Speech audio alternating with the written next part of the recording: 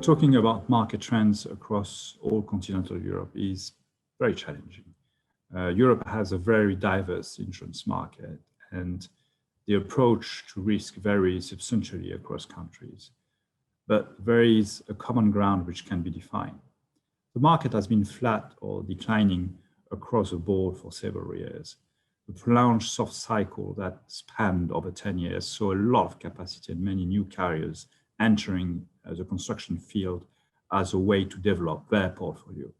But recently, due to growing losses and also some poor investment returns, we are seeing rates for most lines of coverage increase, and at the same time, capacity diminishing, experiencing the so-called scissor effect.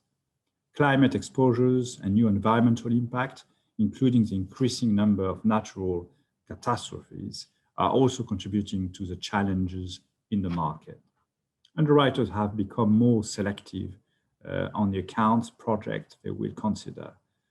They are scrutinizing each project, and conditions are affected according to location, risk control strategies, loss histories, technology employed, and the legal environment.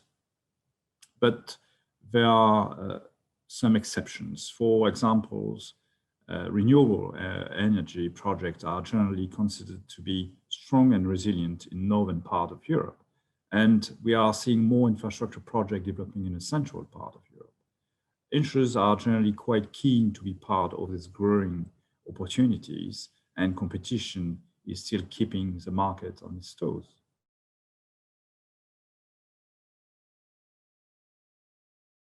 Because the soft market was pronounced, many underwriters, and especially the recent entrants in the market, have little experience operating in this type of difficult market.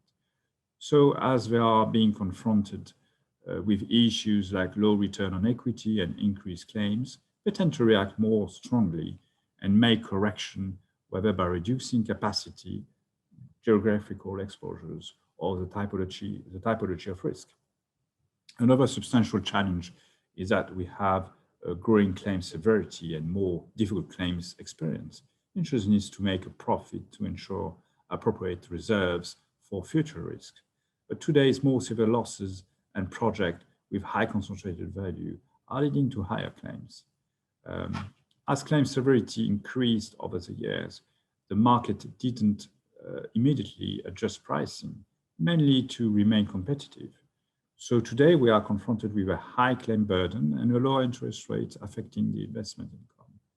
Insurers have to adapt and adjust prices, leading to increased underwriting scrutiny of all stakeholders involved in each project. The pandemic has highlighted the interconnectivity of risk. We are entering a new era where all the stakeholders, and not solely insurers, will have to take some responsibility for the risks. We need increased innovation and predictive elements to employ resources or processes that are less costly and also take into consideration the impact on the planet. We expect to see insurers and reinsurers taking a more active role in the management of risk. Some insurers are being more proactive rather than only paying for claims. They are becoming eager participants in early stage of risk assessment on projects they are planning to insure.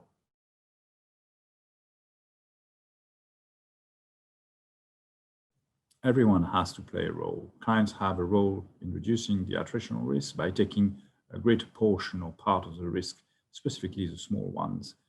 This will allow insurers to focus on high severity claims, environmental exposures, large pandemic, and natural catastrophes.